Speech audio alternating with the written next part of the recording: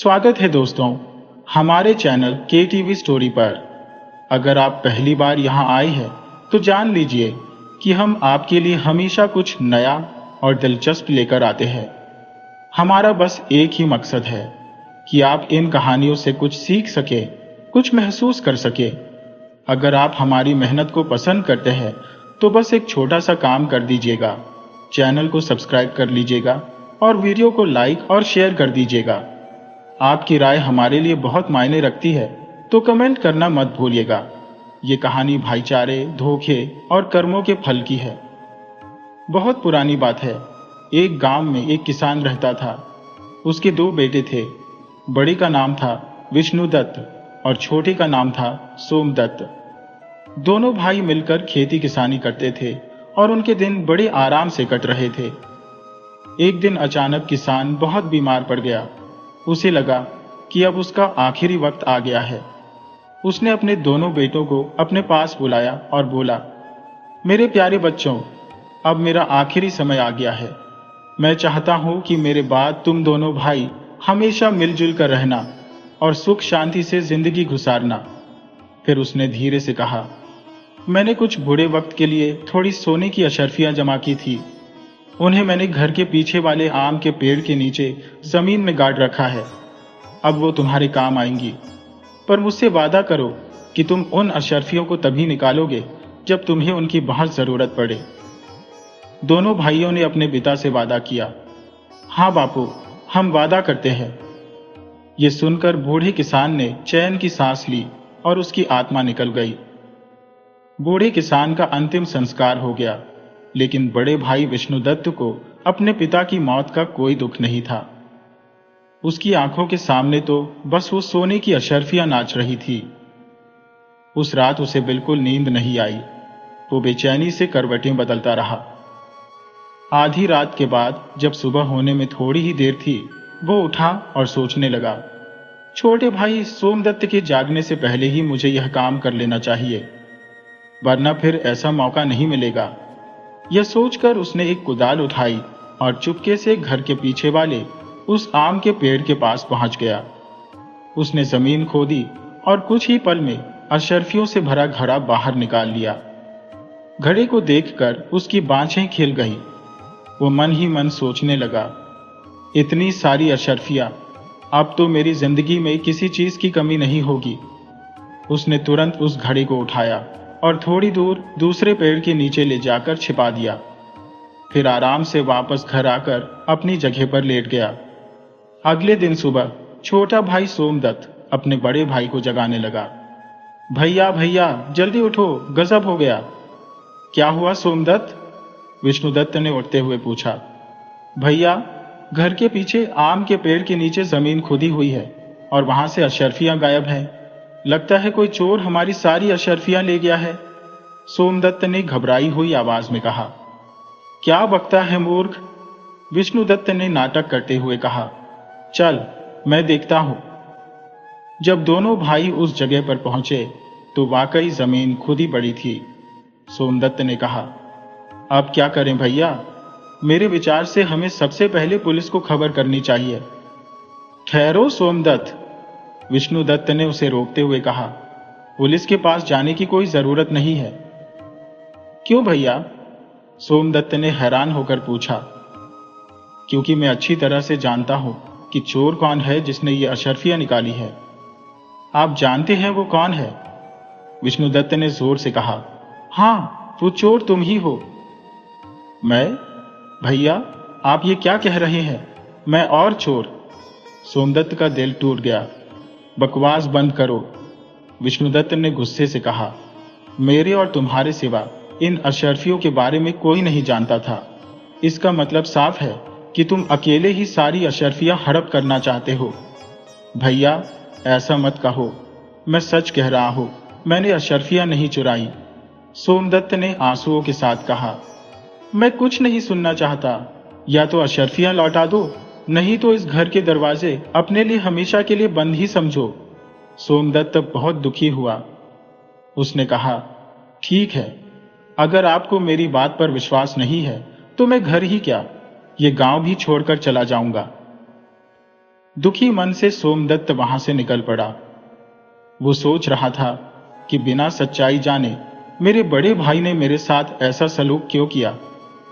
अब जब बदनामी हो ही गई है तो गांव छोड़कर चले जाना ही बेहतर है। उधर विष्णुदत्त मन ही मन में मुस्कुरा रहा था। वाह, कितनी आसानी से यह कांटा निकल गया। अब सारी अशर्फियां सिर्फ मेरी है। सोमदत्त भारी मन से चलता ही जा रहा था। उसके दिमाग में तरह तरह के ख्याल आ रहे थे। एक बार तो उसे यह भी लगा कि कहीं भैया ने यह सारा पैसा हथियाने के लिए कोई चाल तो नहीं चली। वो अपने ख्यालों में इतना खोया हुआ था कि चलते चलते एक बड़ी सी चट्टान के ऊपर पहुंच गया। रात हो चुकी थी और चारों तरफ अंधेरा छा रहा था। उलझन में पड़ा सोमदत्त ये सब बातें सोच ही रहा था कि अचानक उसके कानों में कुछ आवाजें आई। ये 2000 तुम्हारी और ये 2000 मेरी। वो सोचने लगा, ये कैसी आवाजें हैं। सच्चाई जानने के लिए उसने नीचे की ओर झांका तो देखा कि 2 आदमी वहां बैठे धन का बंटवारा कर रहे थे। सोमदत्त को यह समझने में देर नहीं लगी कि ये दोनों चोर हैं और चोरी का माल बांट रहे हैं। तभी अचानक सोमदत्त का पैर फिसल गया और वो सीधा उन चोरों के बीच जा गिरा। अंधेरा होने की वजह से चोर डर गए और चिल्लाने लगे, भागो भागो मेरे भाई, लगता है यह राजा का कोई जासूस या सिपाही है। हाँ भाई, तुम ठीक कहते हो, चलो भागो यहां से। चोर अपना चोरी का माल छोड़कर डर के मारे वहां से भाग गए। जब सोमदत्त की नजर उन सोने के सिक्कों पर पड़ी तो वो मन ही मन में बहुत खुश हुआ। लेकिन तभी उसके मन में एक और विचार आया। ये तो चोरी के सिक्के हैं, इन्हें अपने साथ ले जाना ठीक नहीं होगा। मैं इन्हें यहीं पर जमीन में गाड़ देता हूं, जब जरूरत पड़ेगी तब निकाल लूंगा। ये सोचकर सोमदत्त ने वो सोने के सिक्के वहीं एक पेड़ के नीचे गाड़ दिए। उसने रात वहीं बिताई और सुबह होते ही अपने रास्ते पर आगे बढ़ गया। दोपहर होते होते वो एक घने जंगल से गुजर रहा था। तभी कुछ लुटेरों ने उसे घेर लिया। लुटेरों के सरदार ने कहा, खबरदार, जो कुछ भी तुम्हारे पास है निकाल दो, नहीं तो जान से मार दिए जाओगे। सोमदत्त ने कहा, भाइयों, मैं तो खुद एक मुसीबत का मारा हुआ आदमी हूं, मेरे पास धन कहां से आएगा। झूठ बोलता है, सरदार ने कहा, इसकी तलाशी लो। लेकिन तलाशी लेने के बाद भी उन्हें सोमदत्त के पास कोई कीमती चीज नहीं मिली। सरदार को गुस्सा आ गया और वो चिल्लाया, कोई बात नहीं, अगर इसके पास पैसे नहीं है तो भी ये हमारे काम आएगा। इसे अपने ठिकाने पर ले चलो, हम इसकी बलि देवी मां को चढ़ाएंगे। ये सुनकर सोमदत्त के होश उड़ गए। डाकू उसे उठाकर अपने ठिकाने की तरफ ले चले, पर वहां पहुंचते पहुंचते सोमदत्त के दिमाग में एक तरकीब सूझ गई। ठिकाने पर पहुंचने के बाद उसने डाकुओं के सरदार से कहा, अगर तुम मुझे अपने गिरोह में शामिल करने का वादा करो तो मैं तुम्हें 4000 सोने के सिक्कों का पता बता सकता हूं। क्या कहा, 4000 सोने के सिक्के? सरदार की आंखें चमक गई। अगर तुम सच कह रहे हो तो हमें तुम्हारी शर्त मंजूर है, जल्दी से उन सिक्कों का पता बताओ। देखो भाई, अभी तो रात होने वाली है, इस समय वहां जाना ठीक नहीं होगा। कल सुबह होते ही मैं तुम्हें वहां लेकर चलूंगा। ठीक है, लेकिन खबरदार, हमारे साथ कोई चालाकी करने की कोशिश ना करना, वरना अंजाम बहुत बुरा होगा। आप निश्चिंत रहिए सरदार, सोमदत्त ने कहा, मैं आपसे कोई धोखा नहीं करूंगा। अगली सुबह सोमदत्त उन डाकुओं को उसी जगह पर ले गया जहां उसने सोने के सिक्के गाड़े थे। सरदार के कहने पर उसके आदमियों ने तुरंत वो जगह खोदी और देखते ही देखते सोने के सिक्के उनके सामने थे। सोने के सिक्कों को देखकर वे सभी बहुत खुश हो गए। सिक्कों को एक थैली में भरकर वे अपने अड्डे की तरफ चल पड़े। लेकिन सोमदत्त के दिमाग में कुछ और ही योजना चल रही थी। वह सोच रहा था कि ये सोने के सिक्के एक तरह से मेरे काम तो आ गए हैं, लेकिन मैं जरूर जल्द ही इनके लिए मौत का कारण बन जाऊंगा। इस घटना के बाद सोमदत्त लुटेरों के गिरोह के साथ ही रहने लगा।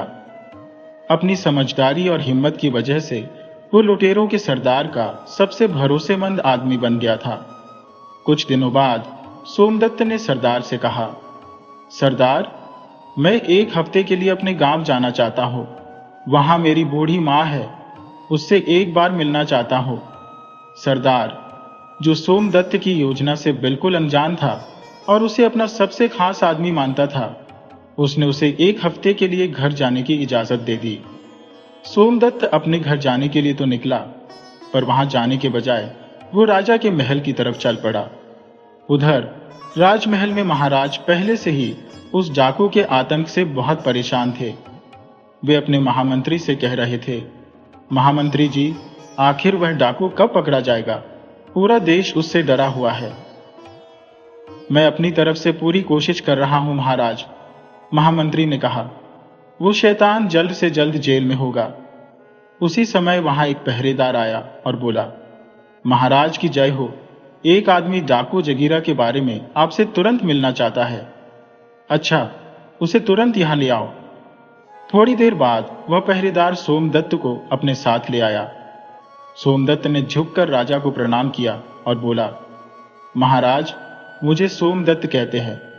कहो ना जवान, तुम जगीरा के बारे में क्या जानते हो? माफ करें महाराज, इस बारे में मैं आपसे अकेले में बात करना चाहता हूं। महामंत्री ने कहा, अरे बदमाश, तुम जानते नहीं, यह राज्य के सभी सम्मानित और भरोसेमंद लोग मौजूद हैं। जो कहना है सबके सामने कहो। ठहरो महामंत्री जी, राजा ने कहा, अगर यह हमसे अकेले में बात करना चाहता है तो हम इससे अकेले में ही बात करेंगे। आप सब लोग बाहर जाइए। जब राजा और सोमदत्त अकेले रह गए तो सोमदत्त ने उन्हें पूरी कहानी कह सुनाई और आगे बोला, महाराज, अब मैं उस डाकू का सबसे भरोसेमंद आदमी बन चुका हूं और मैंने उसे अपने जाल में फंसा लिया है। बस उसे और उसके साथियों को पकड़ने के लिए मुझे अब आपके सहयोग की जरूरत है। बहुत खूब नौजवान, राजा ने कहा, तुम्हारी समझदारी और हिम्मत से मैं बहुत खुश हूं। उन भयानक डाकुओं को पकड़ने के लिए तुम्हें जो भी मदद चाहिए मैं देने को तैयार हूं। बताओ क्या करना होगा? महाराज, परसों रात को आप कम से कम 500 सिपाहियों को मेरे साथ भेजें। मैं उन सभी को डाकुओं के ठिकाने पर ले जाऊंगा, जहां सैनिक उन पर हमला करके उन्हें पकड़ लेंगे। बिल्कुल सही बेटा, राजा ने कहा, तुम्हारी सलाह बहुत अच्छी है। तो यह तय रहा कि हम परसों रात को अपने सैनिकों को तुम्हारे साथ भेजेंगे। तब तक तुम यहीं राजमहल में रहो और हमारे शाही मेहमान बनकर रहो। सोमदत्त अपनी योजना के अनुसार रात में सैनिकों को लेकर डाकुओं के ठिकाने पर पहुंच गया। सैनिकों ने डाकुओं पर हमला बोल दिया। कुछ ही देर में सभी डाकू पकड़े गए और कुछ मारे भी गए। उन सभी को राजा के सामने पेश किया गया। वहां सोमदत्त को देखकर डाकुओं के सरदार ने मन ही मन सोचा, उफ, कितना बड़ा धोखा हो गया। इस शैतान सोमदत्त ने हमें कहीं का नहीं छोड़ा। अगले दिन दरबार में सभी दरबारियों और मंत्रियों से सलाह मशविरा करने के बाद राजा जयसिंह ने उन सभी डाकुओं को एक ही सजा सुनाई। इन सभी हत्यारे हैवानों को हम मौत की सजा देते हैं। सैनिकों, इन्हें ले जाओ और अगली अमावस्या की रात को इन सभी को फांसी पर चढ़ा देना। इसके बाद राजा जयसिंह ने सोमदत्त से कहा, सोमदत्त, तुम्हारी बहादुरी और वीरता से हम बहुत खुश हैं। आज से हम तुम्हें अपना सेनापति नियुक्त करते हैं। धन्यवाद महाराज, सोमदत्त ने कहा, जो आपने मुझे देश की सेवा करने लायक समझा। दूसरी तरफ बड़ा भाई विष्णुदत्त अपने पिता की मेहनत की कमाई को बुरे कामों में बर्बाद कर रहा था। उसे जुआ खेलने की बुरी लत लग चुकी थी। उसने शराब और जुए में अपना सारा पैसा गंवा दिया। हालत यहां तक पहुंच गई थी कि उसके पास खाने के लिए भी कुछ नहीं था। पूरे गांव में उसकी इतनी बदनामी हो चुकी थी कि उसे कोई काम भी नहीं दे रहा था। इसीलिए उसने सोचा कि इस गांव में भूखा मरने से अच्छा है कि मैं किसी दूसरे शहर में जाकर कोई काम ढूंढूं। इस तरह चलता चलता वो उसी शहर में आ पहुंचा जहां उसका छोटा भाई सोमदत्त अब सेनापति बन चुका था। उस शहर में वो एक सेठ की दुकान पर गया और बोला, सेठ जी, कोई काम मिलेगा? अरे भाई, तुम तो शक्ल से ही चोर उचक्के लगते हो, सेठ ने कहा। तुम्हें भला कौन काम देगा? मुझे माफ करो और यहां से चले जाओ। विष्णुदत्त सोचने लगा, उफ, लगता है यहां भी ईमानदारी से कोई काम नहीं मिलेगा। अब तो पेट भरने के लिए मुझे चोर ही बनना पड़ेगा। तभी उसकी नजर सेठ के पास रखी एक थैली पर पड़ी। वो थैली जरूर सोने के सिक्कों की थी। उसने झपट कर थैली उठाई और तुरंत वहां से भाग गया। सेठ को उसे पकड़ने का मौका ही नहीं मिला। वो तो बस चोर चोर चिल्लाता ही रह गया।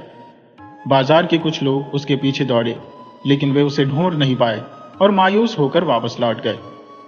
इधर सेनापति बन चुका सोमदत्त अपना काम पूरी ईमानदारी से कर रहा था। एक दिन महाराज ने उसे बुलाया और कहा, सोमदत्त, तुम एक बहादुर, नेक, समझदार और दयालु आदमी हो। मैं चाहता हूं कि मेरी बेटी निशा के साथ तुम्हारा विवाह हो जाए। कहो, तुम क्या कहते हो? महाराज, अगर आपकी यही इच्छा है तो मैं मना नहीं करूंगा।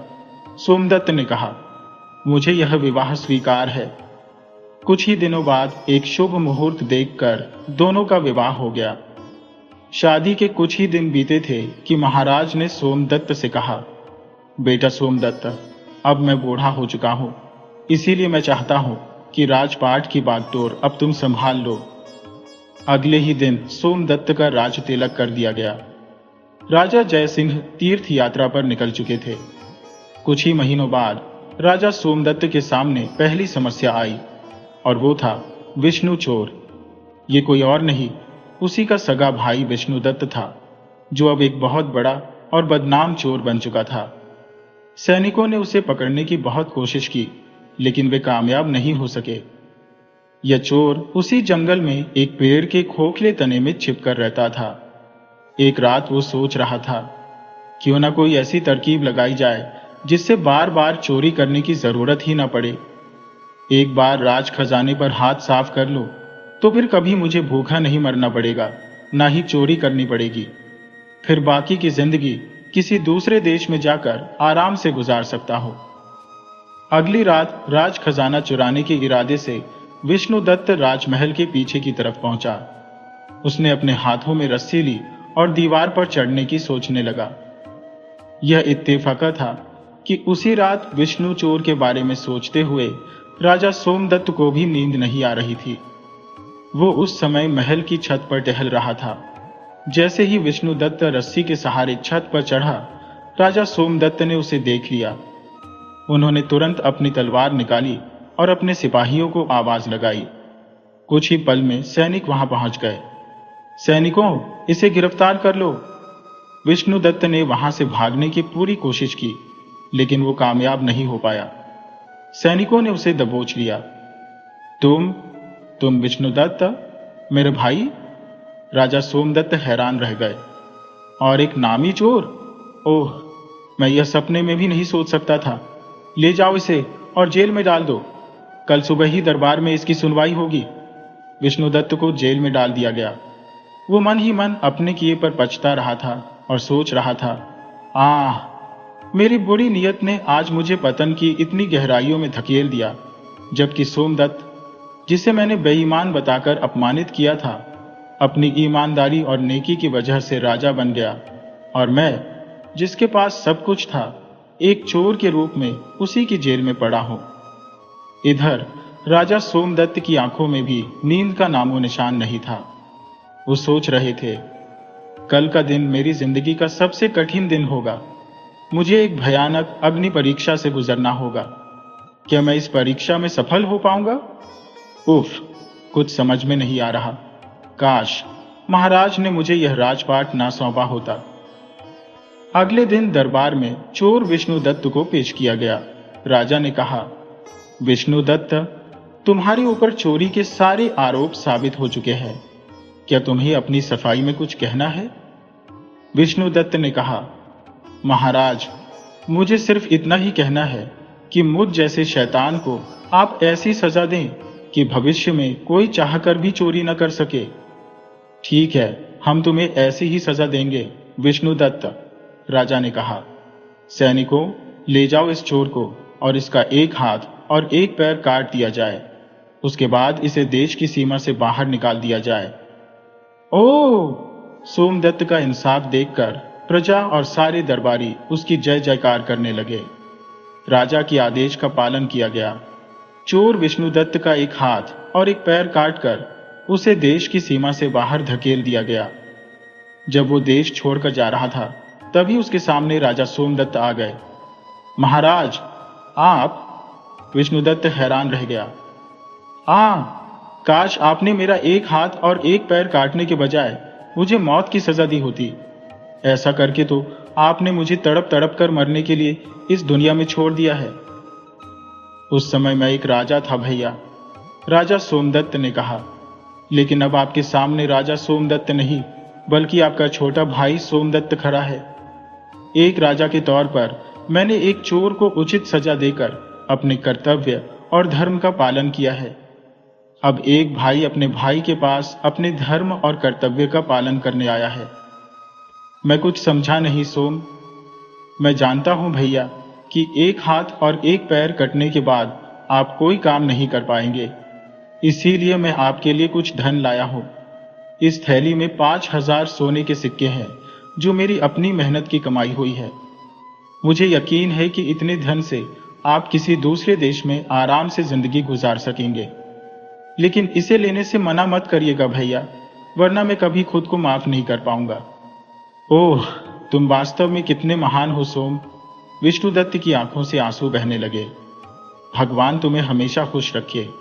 फिर दोनों भाई गले लगकर बड़े दुखी मन से एक दूसरे से विदा हुए। अलविदा भैया। अलविदा मेरे भाई। मेरी भगवान से प्रार्थना है कि हर जन्म में मुझे तुम जैसा ही भाई मिले। दोनों भाई अपनी अपनी राह पर वापस चले गए। उस दिन के बाद से विष्णुदत्त को उस देश में किसी ने नहीं देखा और राजा सोमदत्त अपनी प्रजा का पालन करते हुए एक सुखद जीवन बिताने लगे। ये कहानी हमें सिखाती है कि हमारी नियत और कर्मों का फल हमें जरूर मिलता है। ईमानदारी और नेकी से मिली हुई सफलता की तुलना किसी और चीज से नहीं की जा सकती। सोमदत्त ने अपनी अच्छाई से सब कुछ पा लिया, जबकि विष्णुदत्त ने सब कुछ होते हुए भी अपनी बुरी आदतों के कारण सब कुछ खो दिया। यह एक सच्ची कहानी है जो हमें यही सिखाती है कि जीवन में अच्छे कर्म और ईमानदार नियत का बहुत बड़ा महत्व होता है। उम्मीद है आपको यह कहानी पसंद आई होगी। अगर आप इस कहानी से कुछ सीख पाए हैं तो लाइक, शेयर और सब्सक्राइब करना ना भूलें।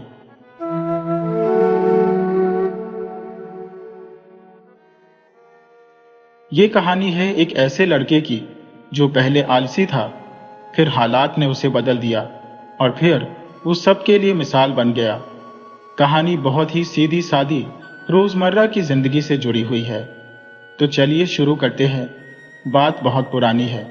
एक गांव में एक जुलाहा रहता था। उसका नाम तो चतुर्सेशन था, मगर लोग प्यार से उसे चतुरी कहते थे। उसका मन तो काम में लगता ही नहीं था। वो बड़ा ही आलसी था।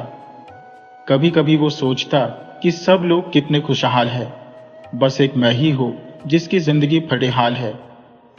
फिर उसने सोचा कि क्यों ना मैं भी शादी कर लूं, घर बसा लूं और एक अच्छी जिंदगी बिताऊं। यही सोचकर वो अपने एक मुंह बोले चाचा के पास गया। चाचा उसे देखकर बड़े खुश हुए और बोले, आओ चतुरी, आज चाचा की याद कैसे आ गई? चाचा, अकेले रहते रहते मैं थक गया हूं, चतुरी ने कहा। चाचा ने कहा, बेटा शादी कर ले, 2 लोग हो जाओगे तो ठीक रहेगा। पर एक बात याद रखना, जो घर बसाता है उसे मेहनत करनी पड़ती है।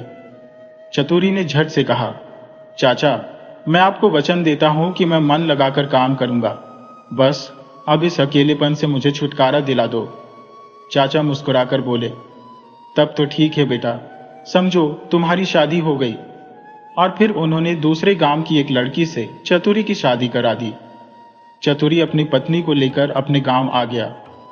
जब वो अपने घर पहुंचे तो घर की हालत देखकर उसकी पत्नी घबरा गई। वो मन ही मन सोचने लगी, हे भगवान, ये घर है या भूतों का डेरा? चतुरी ने कहा, क्या सोच रही हो भाग्यवान, भीतर चलो। दोनों अंदर आए। चतुरी अपनी पत्नी, जिसका नाम चमेली था, उससे बोला, चमेली अब तुम आ गई हो तो हमारा ये घर भी खुशहाल हो जाएगा। चमेली बोली, हाँ वो तो है, लेकिन मन ही मन वो सोच रही थी कि मैंने सोचा क्या था और ये क्या निकला। यहाँ तो दहेज के सिवा कोई सामान ही नहीं है। अगले दिन चमेली ने अपने पति के लिए कई तरह के पकवान बनाए। उन्हें खाकर चतुरी सोचने लगा, एक जमाने के बाद आज खीर पूरी खाने को मिली है। कुछ दिन ऐसे ही बीत गए। जब चमेली ने देखा कि उसका पति कोई काम धंधा करने नहीं जाता, तो उसने एक दिन पूछ ही लिया, सुनिए जी, आप कुछ करते क्यों नहीं? चतुरी बोला, हाँ भाग्यवान, बस मैं भी यही सोच रहा था। अरे कब तक सोते रहोगे? 2-4 दिन का ही राशन बचा है, उसके बाद तो रोटी भी खाने को नहीं मिलेगी, भूखे मरने की नौबत आ जाएगी। चतुरी ने उसे दिलासा देते हुए कहा, अरे भाग्यवान, तुम चिंता मत करो, मैंने कहा ना कि सब ठीक हो जाएगा। 2-4 दिन और गुजर गए। तब चमेली ने अपने पति से कहा, अब तो घर में कुछ भी नहीं बचा है, क्या पकाऊं और तुम्हें क्या खिलाऊं? चतुरी बोला, ठीक है चमेली, मैं अभी कुछ इंतजाम करके आता हूं। चमेली पछता रही थी, हे भगवान, ये आदमी तो एकदम निखट्टू है, जिंदगी की गाड़ी आगे कैसे चलेगी? कुछ ही देर बाद चतुरी एक थैला भरकर सामान ले आया। अरे इतना सामान कहां से आया?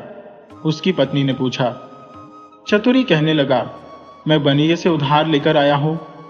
पत्नी बोली, उधार लेना तो अच्छी बात नहीं है, कुछ करोगे नहीं तो उधार वापस कहां से दोगे?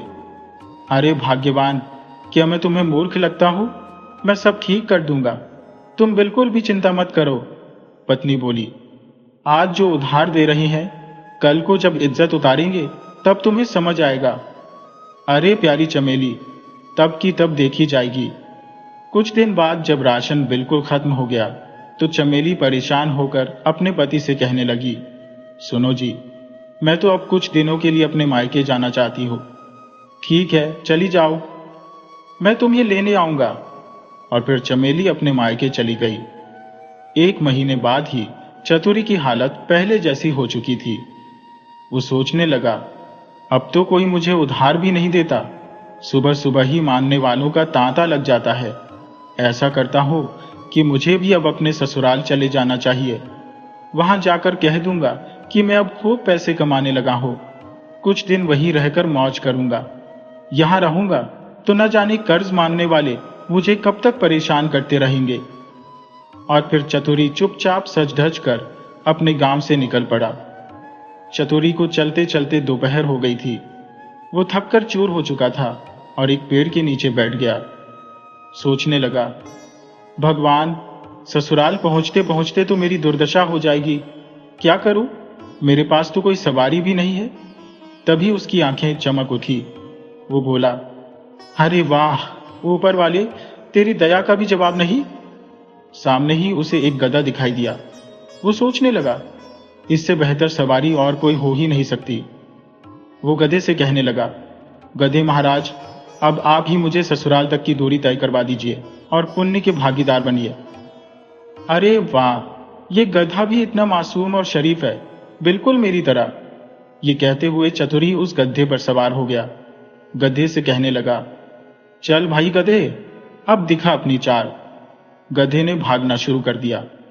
अरे बाप रे बाप, इसे क्या हो गया? ये इतनी तेजी से क्यों भाग रहा है? अब तो चतुरी की हालत खराब होने लगी थी।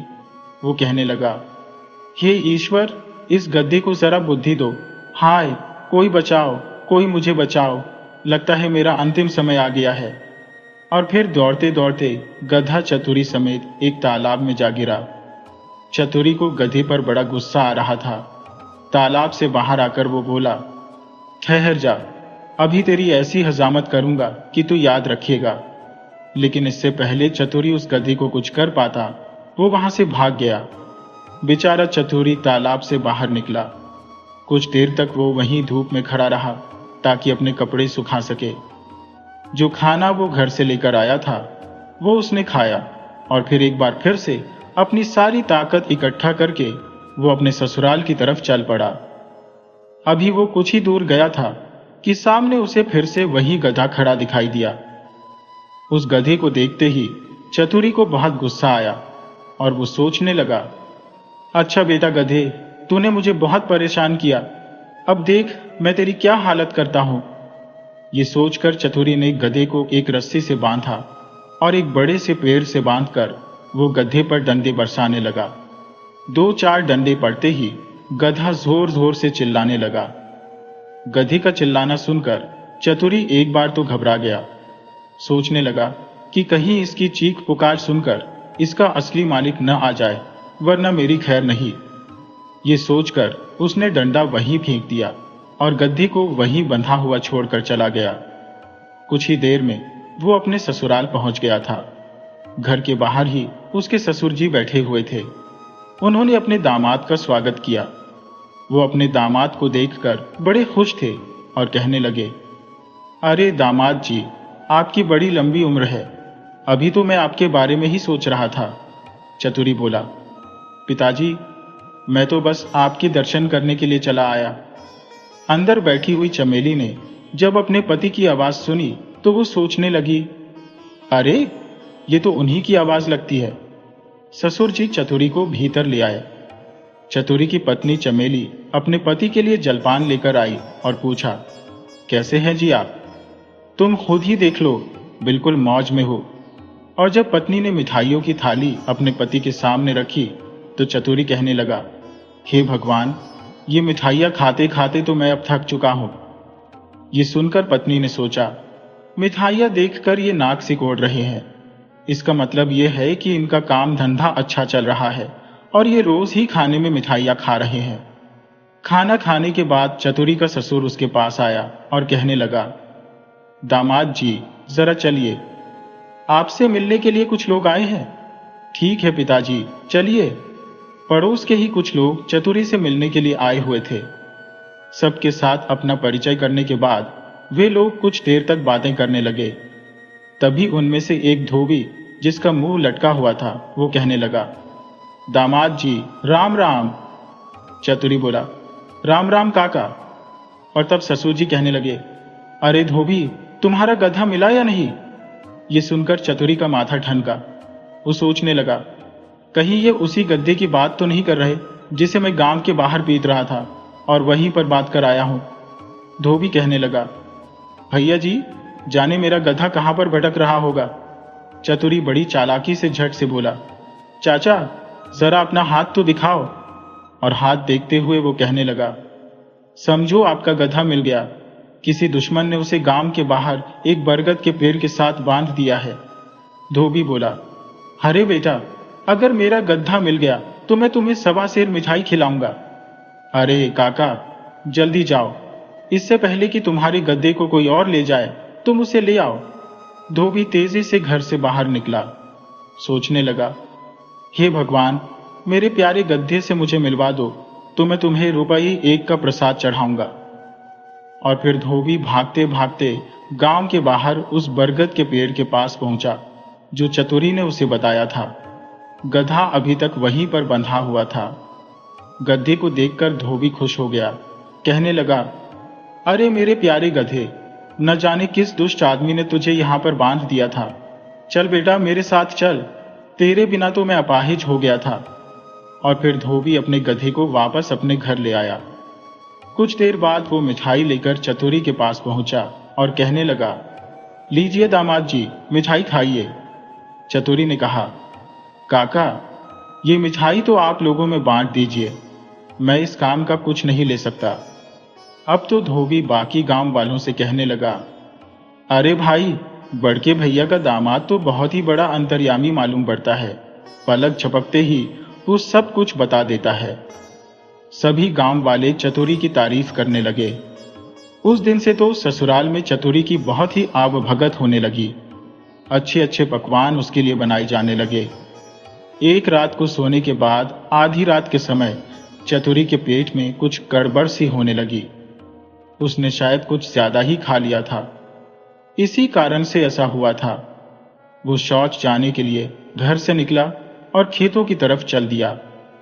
किस्मत की बात है कि उस समय चोरों का एक गिरोह हाथ में डंडे और हथियार लिए चोरी करने के इरादे से घूम रहा था कि सामने से उन्हें चतुरी आता हुआ दिखाई दिया। चोरों के सरदार ने गरज कर कहा, कौन हो तुम? ये सुनकर चतुरी घबरा गया और उन्हें देखते ही समझ गया कि ये लोग चोर हैं। वो मन ही मन सोचने लगा कि अगर मैंने इन्हें सच बता दिया तो ये खतरनाक लोग अवश्य ही मुझे मार डालेंगे।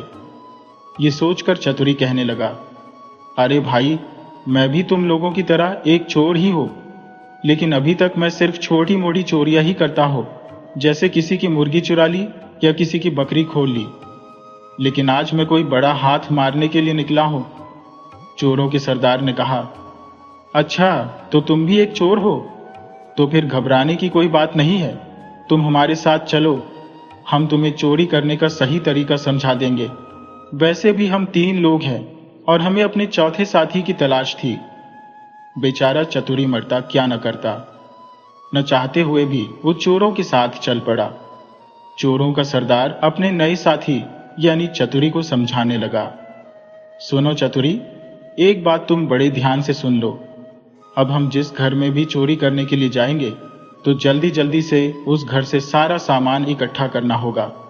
परंतु एक बात का ध्यान रखना कि जो भी सामान तुम उठाओगे उसे ठोक बजाकर उठाना। आलतू फालतू का सामान उठाने की जरूरत नहीं है, समझ गए? चतुर ने कहा, ठीक है उस्ताद, तुम चिंता मत करो, मैं जो भी सामान उठाऊंगा अच्छी तरह से ठोक बजाकर ही उठाऊंगा। और फिर वे सभी एक घर का दरवाजा खुला हुआ देखकर उसमें घुस गए। घर के सभी सदस्य घोड़े बेचकर सो रहे थे। चोर बिना आवाज किए घर का सामान इकट्ठा करने लगे। चतुरी भी उनके काम में उनकी मदद करने लगा कि तभी उसने देखा कि दीवार पर एक ढोल टंगा हुआ था। चतुरी ने सोचा, क्यों न इस ढोल को भी अपने साथ ले चलूं? कि तभी उसे याद आया कि चोरों के सरदार ने कहा था कि कोई भी सामान ठोक बजाकर ही उठाना। बस फिर क्या था? चतुरी ने ढोल उठाया और उसे ठोकने और बजाने लगा। ढोल की आवाज से घर के सारे सदस्य उठ गए और उन्होंने चतुरी समेत सभी चोरों को दबोच लिया। वे सभी चोरों को लेकर कोतवाल के पास पहुंचे। कोतवाल को जब सारा मामला पता चला तो वो चतुरी से पूछने लगा, क्यों भाई, चोरों के साथी, तू ढोल क्यों बजा रहा था? तब चतुरी ने बड़ी चालाकी से जवाब दिया, हुजूर, मैं कोई चोर नहीं हूं, मैंने तो इन चोरों को पकड़वाने के लिए ऐसा किया था। कोतवाल ने चतुरी की बात पर यकीन कर लिया और वो भी मान गया कि भला चोरों का साथी होते हुए वह ढोल क्यों बजाएगा। अवश्य ही इसने चोरों को पकड़वाने के लिए ऐसा किया होगा। कोतवाल ने चतुरी को शाबाशी दी और कहने लगा, भाई, इन चोरों को पकड़वाने के लिए हमारे राजा ने 5000 स्वर्ण मुद्राओं का इनाम रखा था। इसके बाद कोतवाल चतुरी को राजा के दरबार में ले गया, जहां पर महाराज ने चतुरी को बहुत शाबाशी दी और कहा, शाबाश नौजवान, तुमने बड़ी चतुराई से इन चोरों को पकड़वाया है। हमारी घोषणा के अनुसार तुम्हें 5000 स्वर्ण मुद्राएं इनाम में दी जाती है। चतुरी ने महाराज का धन्यवाद किया और फिर राजा ने अपने कुछ सैनिकों को चतुरी के साथ उसके घर पर भेजा। घर पहुंचकर चतुरी ने एक कमरे में स्वर्ण मुद्राओं की थैली को रखा। आस पड़ोस के लोग भी राजा के सैनिकों को देखकर वहां इकट्ठा हो गए। चतुरी ने राजा के सैनिकों को भी स्वर्ण मुद्राएं इनाम के तौर पर दी। उनके जाते ही ससुर जी ने पूछा, दामाद जी, ये इतनी सारी स्वर्ण मुद्राएं कहां से आई? अरे ससुर जी, ये चोरों को पकड़वाने का इनाम है। ससुर जी बोले, चोरों को पकड़वाने का इनाम? लेकिन हम लोग तो तुम्हें रात भर यहीं पर ढूंढते रहे, आप कहां पर चले गए थे? इसके बाद चतुरी ने एक मनगढ़ंत कहानी बनाकर अपने ससुराल वालों को और अपनी पत्नी को सुना दी कि कैसे उसने बड़ी ही चतुराई से उन चोरों के गिरोह को पकड़वाया है और ये इनाम हासिल किया है। रात को सोने से पहले चतुरी की पत्नी ने अपने पति से कहा, सुनिए जी, मेरी तो मति मारी गई थी। मैं न जाने आपको क्या क्या समझती थी कि आप तो एक नंबर के निखट्टू हैं, लेकिन आप तो बहुत ही होशियार निकले। चतुरी बोला, अरे भाग्यवान, छोड़ो उन बातों को, लेकिन अब तो मुझे निखट्टू नहीं समझोगी ना? और फिर अगले दिन चतुरी के ससुराल में चतुरी को बधाई देने वालों का तांता सा लग गया। सब लोग चतुरी को बधाई देने के लिए आने लगे। उन्हीं में से एक ने पूछा, अरे दामाद जी, हमें भी तो बताइए कि आपने चोरों को कैसे पकड़ा। अरे भाई, ये सब तो मेरी ज्योतिष विद्या का कमाल है। अब तो पूरे गांव में ये बात और भी ज्यादा फैल गई कि चतुरी एक बहुत ही बड़ा ज्योतिषी है। इधर राजमहल में राजकुमारी का एक हार चोरी हो गया था जो मिल ही नहीं रहा था, जिसके कारण राजकुमारी ने खाना पीना भी छोड़ दिया था और महाराज इसके कारण बहुत ही परेशान थे। महाराज ने कोतवाल को बुलाकर उनसे पूछा कि क्या चोर के बारे में कुछ पता लगा। कोतवाल बोला, महाराज, मैंने बहुत कोशिश की लेकिन चोर का पता नहीं लग पाया। तभी उनका एक मंत्री बोला, महाराज, मुझे लगता है कि इस काम में चतुरी हमारी मदद कर सकता है। राजा ने हैरान होते हुए कहा, चतुरी? कौन चतुरी? मंत्री बोला, वही चतुरी महाराज, जिसे अभी कुछ दिन पहले ही आपने चोरों को पकड़ने के बदले में इनाम दिया था। राजा ने कहा, वो हमारी सहायता कैसे कर सकता है? मंत्री बोला, महाराज, वो एक ज्योतिषी है। आप चाहें तो एक बार उसे आजमाकर देख लें। राजा ने आदेश दिया, जल्दी से ज्योतिषी चतुरी को हमारे सामने पेश किया जाए। जो हुक्म अन्नदाता। और फिर चतुरी को पकड़कर महाराज के सामने पेश किया गया। महाराज ने कहा, चतुरी, हमने तुम्हारा बहुत नाम सुना है, तुम एक ज्योतिषी हो। चतुरी बोला, हाँ महाराज, बस थोड़ा बहुत जानता हूं। महाराज हंसने लगे और बोले, ज्योतिषी चतुरी, सचमुच तुम एक ऊंचे विचारों वाले व्यक्ति हो। जो लोग अक्लमंद होते हैं वो कभी अपनी योग्यता का गुणगान नहीं करते। अब मेरी बात सुनो ज्योतिषी, कल तक राजकुमारी का हार मिल जाना चाहिए, वरना तुम्हारी चतुराई की खैर नहीं। चतुरी बोला, जो आदेश अन्नदाता, कल तक अवश्य ही पता लग जाएगा। और फिर चतुरी वापस अपने घर की तरफ चल दिया और सोचने लगा, बेटा चतुरी, अब तेरा क्या होगा? जब वो अपने घर पर पहुंचा तो उसकी पत्नी ने पूछा, आप कुछ परेशान लगते हैं, महाराज ने आपको क्यों बुलवाया था? चतुरी ने लापरवाही से जवाब दिया, अरे वो कोई खास बात नहीं है, वो मेरे साथ कुछ राजपाट की बातों पर चर्चा करना चाहते थे। भाग्यवान, वो सब कुछ तुम नहीं समझोगी। अब मुझे कुछ देर आराम करने दो। और फिर चतुरी घर के आंगन में चारपाई लगाकर लेट गया, लेकिन उसे नींद नहीं आ रही थी। तो फिर वो एक गीत गुनगुनाने लगा, आरी निंदिया आरी, सुबह गर्दन काटी तोहरी।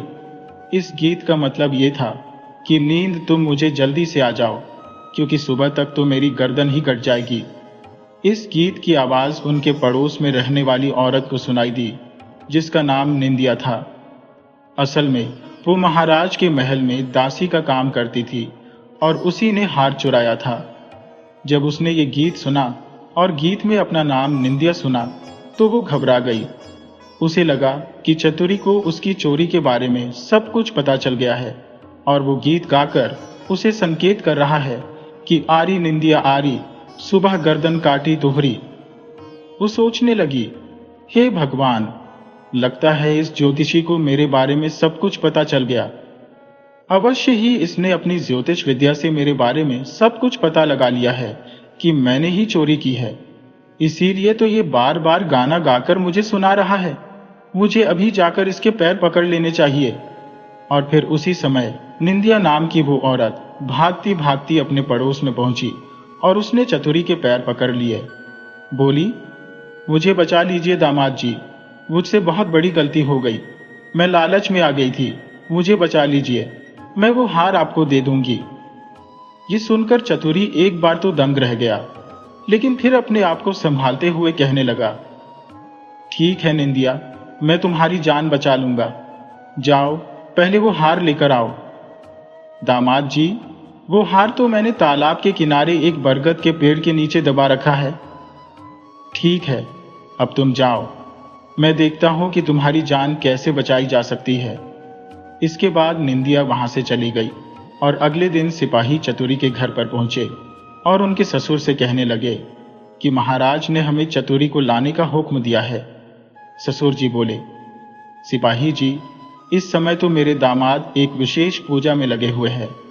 उन्हें कितना समय लगेगा ये कहा नहीं जा सकता, और जब तक वे अपनी पूजा पूरी नहीं करते वे वहां से नहीं उठेंगे। सिपाही बोले, ठीक है, तो हम उनका इंतजार करेंगे। और फिर इसके बाद करीब 2 घंटे के बाद चतुरी घर से बाहर निकला तो राजा के सैनिक बोले, ज्योतिषी जी, जल्दी चलिए, महाराज आपकी प्रतीक्षा कर रहे हैं। चतुरी के ससुराल वाले ये सब देखकर बड़े ही खुश हो रहे थे कि उनके दामाद की राजभवन तक पहुंच है।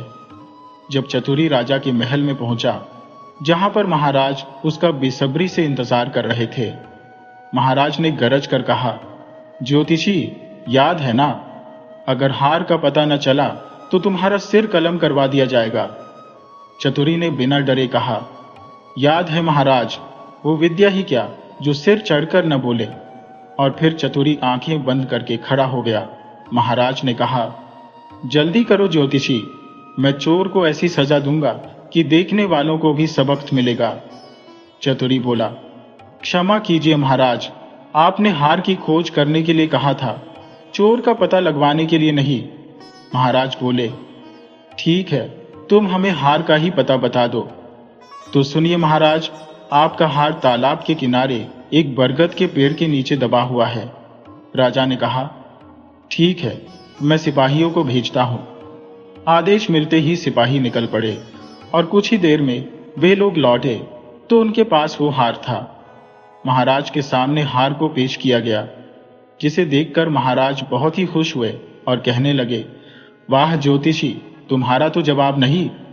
और फिर राजा ने चतुरी को पूरे सम्मान के साथ 5,000 स्वर्ण मुद्राएं इनाम में दी। चतुरी ने राजा का बहुत धन्यवाद किया और वहां से विदा ली। स्वर्ण मुद्राओं की थैली लेकर चतुरी अपने ससुराल में पहुंचा तो सभी ससुराल वाले उसकी तारीफ करने लगे। एकांत में चतुरी ने अपनी पत्नी से कहा, चमेली रानी, कल सुबह होते ही हम अपने गांव को निकल जाएंगे, क्योंकि ससुराल में ज्यादा दिन तक रहना शोभा नहीं देता। चमेली बोली, आपने बिल्कुल ठीक कहा स्वामी, जैसा आप कहेंगे वैसा ही किया जाएगा। और फिर अगली सुबह चतुरी अपने सास ससुर से आज्ञा लेकर अपनी पत्नी के साथ अपने गांव वापस चल दिया।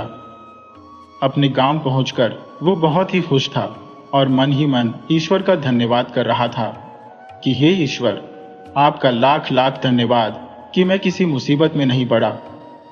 अपने गांव वापस पहुंचकर चतुरी ने उस धन से अपने लिए एक शानदार घर बनवाया और फिर ठाठ से उसमें रहने लगा। बाकी बचे हुए धन से उसने अपना एक व्यापार शुरू कर लिया और अब उसके जीवन में कोई भी तंगी नहीं थी। अब चतुरी पहले वाला आलसी चतुरी नहीं, बल्कि सेठ चतुरी बन चुका था। रतनपुर गांव में पीने के पानी की बहुत ही समस्या थी। गांव का इकलौता कुआं सारे गांव को पानी पिलाता था। वहां पर ऐसी भीड़ रहती कि कभी झगड़ा भी हो जाता। गांव के कई मनचले युवक उसी समय वहां पर आकर नहाते थे जब कुएं पर स्त्रियां या लड़कियां पानी भरने के लिए आती थी। वे मनचले युवक तरह तरह की छींटाकशी करते। कई बार तो भयानक जंग भी छिड़ जाती। इन मनचले युवकों में एक था पुत्तन। वो बहुत ही बदमाश था। वो तो लगभग सारा दिन कुएं पर अपने 8-10 साथियों के साथ बैठा रहता। पुत्तन ने गांव की लड़कियों और औरतों का जीना हराम कर रखा था। जब भी कोई औरत कुएं पर पानी भरने के लिए आती तो पुत्तन उनका घूंघट पलट देता। कोई शिकायत करती या विरोध करती तो पुत्तन झगड़े पर उतारू हो जाता। पुत्तन की इन हरकतों से सारे गांव वाले बहुत ही परेशान थे। लेकिन पुत्तन गांव के बड़े महाजन का इकलौता बेटा था। महाजन ने ब्याज पर सारे गांव को धन बांट रखा था, इसलिए कोई भी महाजन के बेटे पुत्तन के खिलाफ नहीं बोलता था। एक दिन कुछ गांव वाले इकट्ठा होकर महाजन के पास गए और उसके बेटे पुत्तन की शिकायत करने लगे। तब महाजन ने कहा, क्या हुआ? वो एक जवान छोरा है, मजाक भर ही तो करता है, किसी का कुछ लेता तो नहीं। खबरदार, जो अगर किसी ने मेरे बेटे से कुछ कहा तो। गांव वाले अपना सा मुंह लिए हुए वहां से वापस चले गए। इधर पुत्तन की मां अपने बेटे की ये करतूत बिल्कुल भी पसंद नहीं करती थी। वो अपने बेटे को लाख समझाती, लेकिन पुत्तन पर उसकी एक भी बात का असर नहीं पड़ता। जब पुत्तन की मां को कुछ भी समझ में नहीं आया तो वो गांव के मुखिया की शरण में गई और कहने लगी, मुखिया जी, मेरा बेटा तो अब हाथ से निकला जा रहा है। पुत्तन की मां ने रोते हुए कहा, उसके बाप को तो उसकी बिल्कुल भी चिंता नहीं है, उलटे उसकी गलत आदतों का वो समर्थन करता है। लेकिन मैं तो उसकी माँ हूँ और एक अच्छे बेटे की कामना करती हूँ। अब एक आप ही है जो उसे सुधार सकते हैं। मुखिया ने कहा, भौजाई, इस उम्र में बच्चा बनता या बिगड़ता है। आप निश्चिंत रहिए, मैं उसको समझाने की पूरी कोशिश करूंगा। अगर भगवान ने चाहा तो एक बार में ही उसकी बुद्धि ठिकाने पर आ जाएगी। आप निश्चिंत होकर अपने घर जाइए। अगले दिन सुबह की बात है। पुत्तन और उसके हुड़दंगी साथी सुबह से ही कुएं पर बैठ गए और उल्टी सीधी बातें करने लगे। अचानक गांव की लड़कियों का एक झुंड पानी भरने के लिए वहां पर आया। उनके साथ एक घूंघट वाली औरत भी थी। घूंघट वाली औरत के पास चांदी की गगरी थी। उसकी चाल बता रही थी कि वो रोज आने वाली औरतों में से नहीं थी। पुत्तन और उसके साथी बड़े ही उत्सुक होकर उसे देखने लगे। एक बोला, अरे, ये चांदी की गगरी वाली ये कौन सुंदरी है? उन्होंने पूछताछ की, लेकिन ये कोई नहीं बता सका कि चांदी की गगरी वाली कौन है। पुत्तन ने यह फैसला किया कि इधर उधर पूछने से अच्छा है कि वो उसका घूंघट उठाकर देख लेगा। पुत्तन ने यह फैसला किया कि वो उस घूंघट वाली औरत का घूंघट उठाकर देख लेगा। भला उसका कोई क्या बिगाड़ सकता है? पुत्तन ने अपने एक साथी से कहा, चल बे पंगा, जाकर घूंघट तो उठा। ये नई लुगाई कौन है जो चांदी की गगरी ली हुए आ रही है? सोच, जिसके हाथ इतने सुंदर है उसका चेहरा कितना सुंदर होगा। पंगा कहने लगा, गुरु, अगर ज्यादा सुंदर हुई तो क्या करोगे? पुत्तन ने कहा, तो फिर मैं शादी कर लूंगा। दूसरे ने कहा, अगर ये शादीशुदा हुई तो क्या करोगे? पुत्तन बोला, अरे, तो भी मैं इससे शादी कर लूंगा। इसका पति भला मेरा क्या बिगाड़ लेगा? मेरा बाप गांव का सबसे अमीर आदमी है, वो तो पैसे से इसके पति को खरीद लेगा। और फिर उसके सभी हुड़दंगी साथी ठहाके लगाकर हंसने लगे। पंगा नाम का वो बदमाश नशे में झूमता हुआ आगे बढ़ा और फिर उस घूंघट वाली का घूंघट पलट दिया और जैसे बिजलियां सी कड़क गईं। पुत्तन की आंखें फटी की फटी रह गईं। घूंघट के पीछे जो चेहरा था वो उसकी मां का था। पुत्तन को लगा कि सरेआम उसकी बेइज्जती हो गई है। उसकी आंखें जमीन में धंसी जा रही थी। उसका दिल चाह रहा था कि जमीन फट जाए और वो उसके अंदर समा जाए। पुत्तन की मां ने अपने बेटे को घूरा और कहा, कुल कलंक, अपनी मां का चेहरा तुझे पसंद नहीं आया? अरे, तू पैदा होते ही मर क्यों नहीं गया? तेरा असली रूप तो यही है। इसीलिए तुझे पाल पोस कर बड़ा किया था कि एक दिन तू अपनी मां का घूंघट उठाएगा। पुत्तन तो शर्म से जमीन में गड़ा जा रहा था। मां आकर कहने लगी, अरे, आज तो तुझे शर्म आ रही है? क्या हुआ? ये तो तेरा रोज का काम है, इसमें इतनी शर्म कैसी? मैं तेरी मां हूं इसलिए। अरे नास पीटे, गांव की बाकी औरतें भी तो किसी न किसी की मां और किसी की बहन बेटी होती है। अब तो पुत्तन रोने लगा और रोते रोते वो बोला, मां, ओ मेरी मां, ऐसा मत बोल। ये कहते कहते वो अपनी मां के कदमों में गिर गया। बोला, मैं बहक गया था मां और गलत रास्ते पर चल पड़ा था। आज तूने मेरी सोई हुई आत्मा को झकझोर कर जगा दिया। अब मैं तुझे एक अच्छा बेटा बनकर दिखाऊंगा। मुझे प्रायश्चित का एक मौका दे मां। मैं वादा करता हूं कि यहां पर मौजूद सभी लड़कियों से मैं माफी मांगूंगा।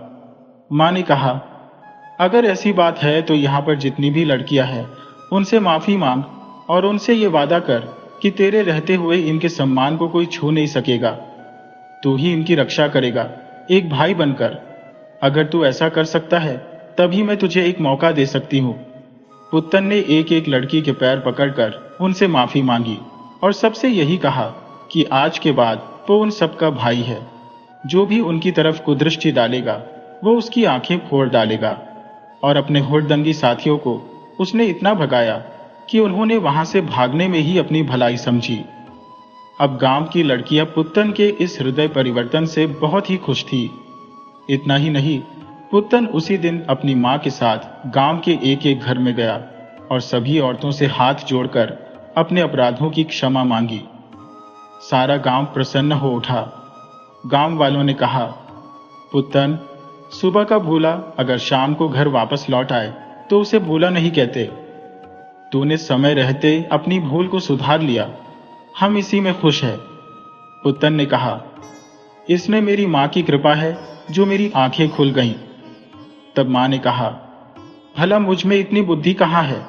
अगर होती तो मैं तुझे बचपन से ही सुधार न लेती। मैं तो मतिमूढ़ औरत क्या जानूं कि मानव के मन को कैसे बदला जाता है। ये तो भगवान ही जानता है, और मुझे तो गांव के मुखिया जी में ही भगवान नजर आता है, जिन्होंने अपनी बुद्धि से मेरा बिगड़ा हुआ बेटा मेरे घर वापस पहुंचा दिया। सब लोग आश्चर्य में पड़ गए। क्या कहा मुखिया जी? हाँ, माँ ने कहा, मैं मंदबुद्धि इतनी चतुर कहाँ से हो गई जो ये विचार मेरे मन में आता। मैं तो बस अपने बेटे पुत्तन को देखती और तड़पती रहती थी। एक दिन मुखिया जी के बारे में सुना और उन्हें अपनी समस्या बताई। इसी आशा के साथ मैं उनके पास गई थी कि वो मेरे बेटे को सुधार देंगे, और उन्होंने पल भर में मेरी समस्या का समाधान कर दिया। ये सारी योजना उन्हीं की बनाई हुई थी, जिसके कारण बिना किसी शस्त्र के मेरे बेटे के अंदर छिपे हुए राक्षस को उन्होंने मार दिया। सारा गांव मुखिया जी की जय जयकार करने लगा। सब गांव वाले इकट्ठा होकर मुखिया जी के दरवाजे पर पहुंचे। मुखिया जी बाहर आए तो पुत्तन ने उनके पैर पकड़ लिए और मुखिया जी से माफी मांगने लगा। मुखिया जी ने कहा, बेटा, आज से तुम्हारे जीवन की एक नई शुरुआत है। अब तुम सारे गांव वालों को कुछ अच्छा करके दिखाओ तो मैं तुम्हें जानूं। अगले ही दिन से पुत्तन ने अपने पिता से ढेर सारा धन लिया और गांव में 2 और नए पक्के कुएं की खुदवाई शुरू करवा दी। सारा गांव पुत्तन के इस बदले हुए रूप से बहुत ही खुश था। अब वो मनचले लड़के भी कहीं नजर नहीं आते थे। चारों तरफ सिर्फ शांति ही शांति थी। कुछ ही दिनों में नए कुएं तैयार हो गए। अब गांव में पानी की समस्या नहीं रही थी, और मजे की बात यह है कि जब भी लोग पुत्तन को इसके लिए धन्यवाद देते तो वो बस एक ही बात कहता कि ये सब कुछ हमारे मुखिया जी की बुद्धि का कमाल है। और इस तरह से एक अच्छे मुखिया की अगुवाई में सारे गांव वाले शांति से रहने लगे। जीवन में चाहे कितनी भी मुश्किलें आए, हमारी मेहनत और ईमानदारी हमें हर मुश्किल से पार लगा सकती है। चतुरी का जीवन इसका एक सच्चा उदाहरण है। उसने आलस से भरा जीवन जिया, लेकिन जब उसने अपनी समझदारी और मेहनत का साथ लिया तो उसका जीवन पूरी तरह से बदल गया। ठीक उसी तरह हमें भी अपने अंदर की सोई हुई ताकत को पहचानना चाहिए और उसे जगाना चाहिए। यही सही मायने में हमारी सबसे बड़ी संपत्ति है। अगर आपको यह कहानी अच्छी लगी हो तो इसे लाइक और शेयर करना न भूलें। और हाँ, ऐसे ही और कहानियां सुनने के लिए मेरे चैनल को सब्सक्राइब जरूर करें।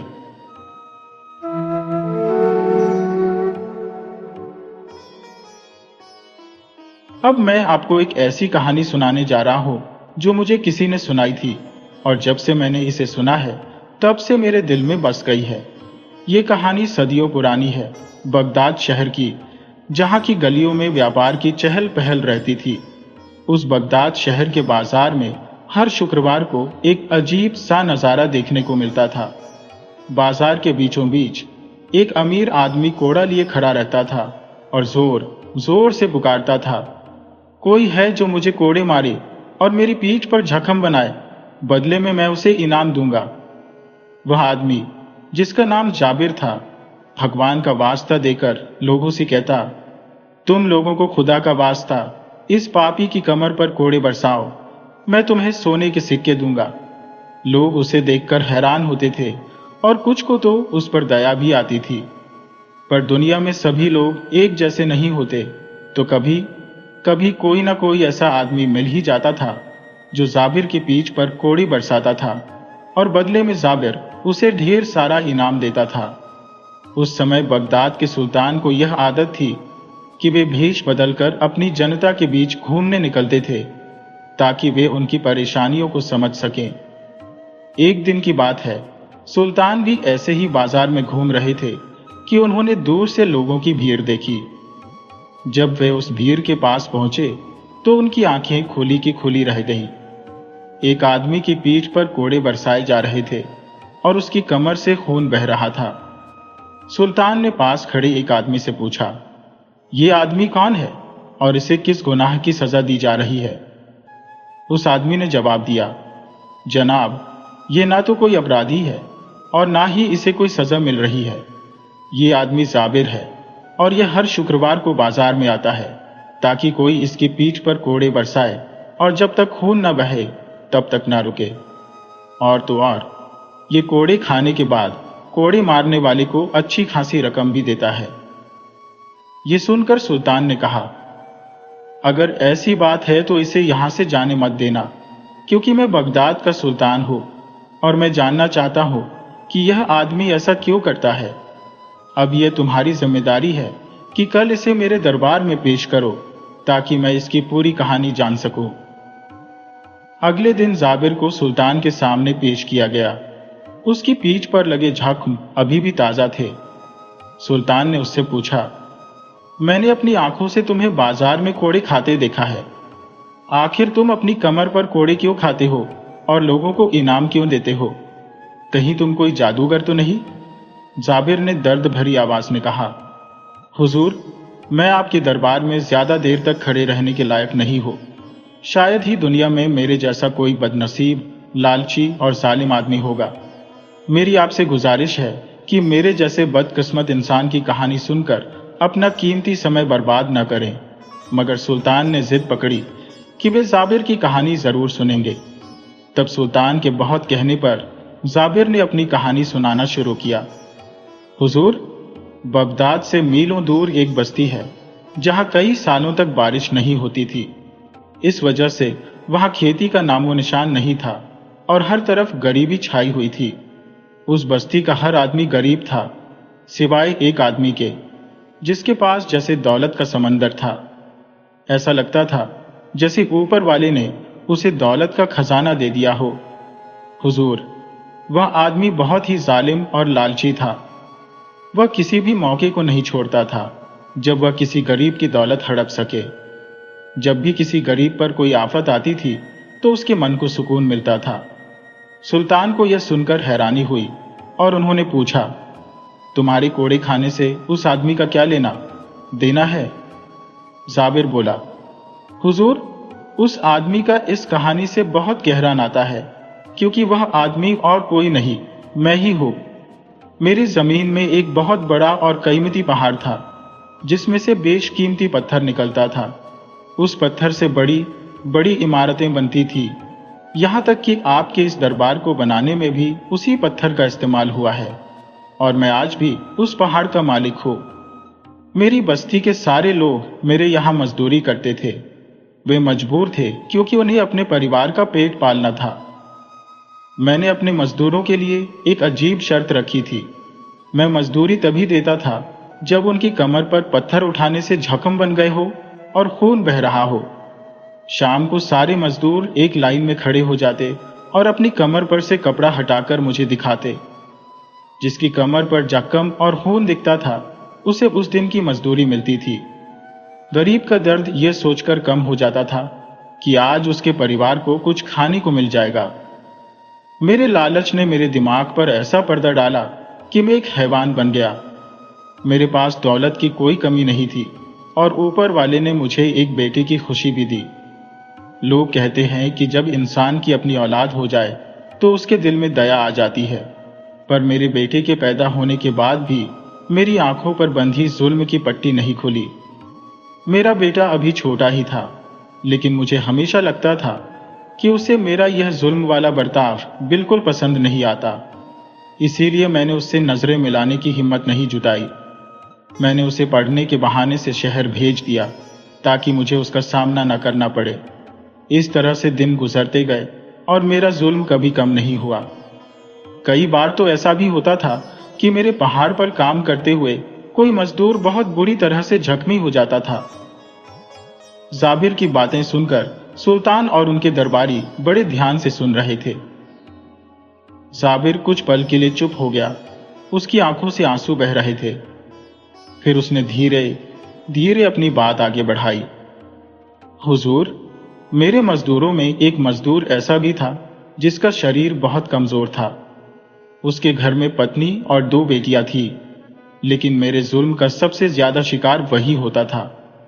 वह हमेशा अपनी कमर पर कपड़ा रखकर काम करता और शाम को मुझे दिखाता कि उसने सबसे ज्यादा काम किया है, पर मैं तो अपनी शर्त पर अड्डा था। जब उसकी कमर पर जख्म नहीं होते तो मैं उसे खाली हाथ लौटा देता था। एक बार तो ऐसा हुआ कि उस मजदूर ने 3 दिन तक लगातार काम किया, मगर उसकी कमर पर कोई जख्म नहीं हुआ।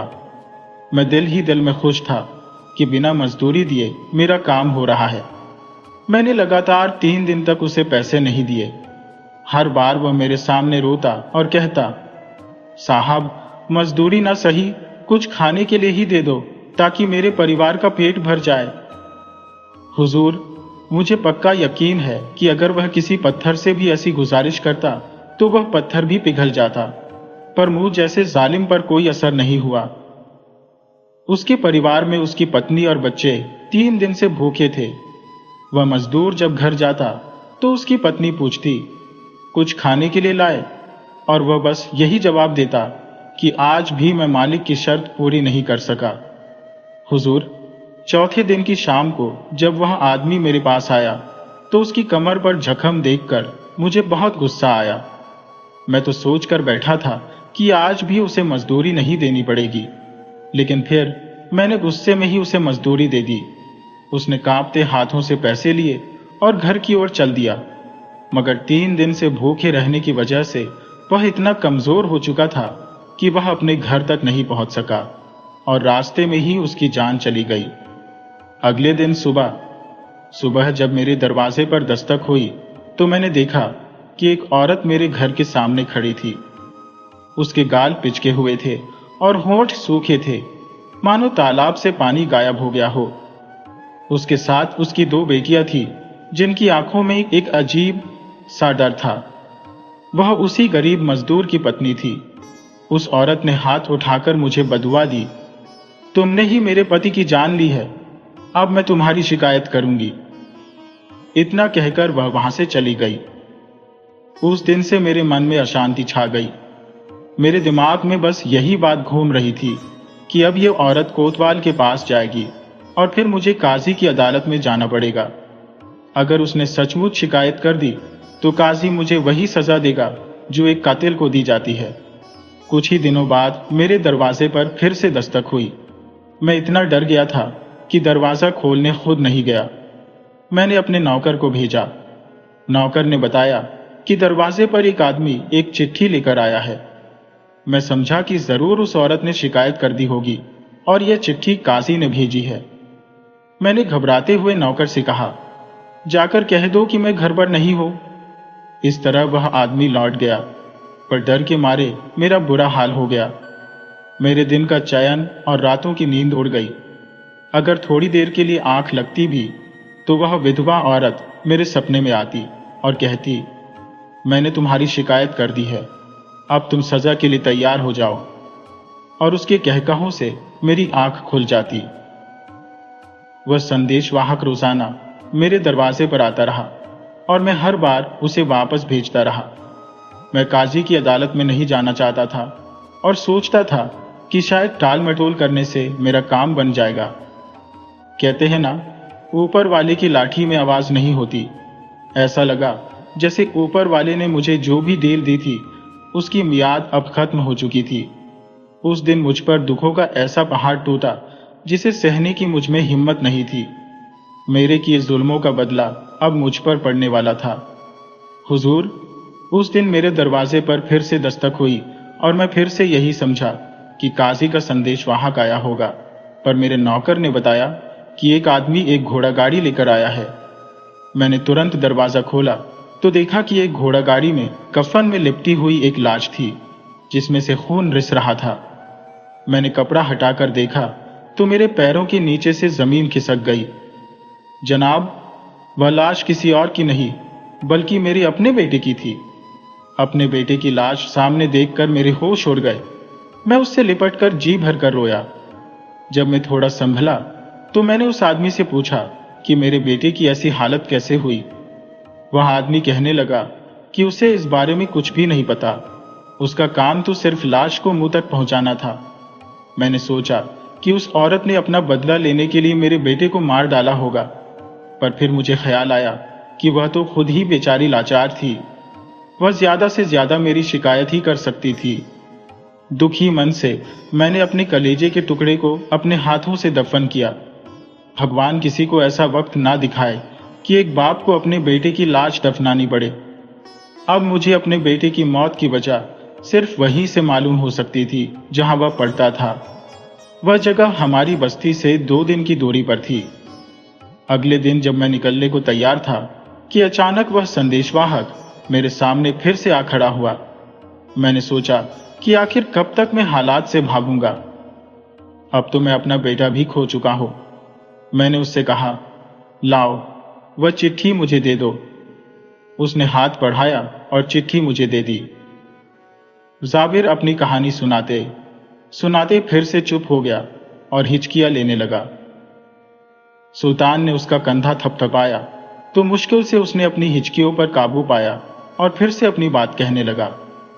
हुजूर, मैं अभी तक यही समझ रहा था कि उस औरत ने काजी से मेरी शिकायत की होगी और यह खत काजी की अदालत से आया है। पर जब मैंने वह खत पढ़ना शुरू किया तो जैसे मुझ पर बिजली गिर पड़ी।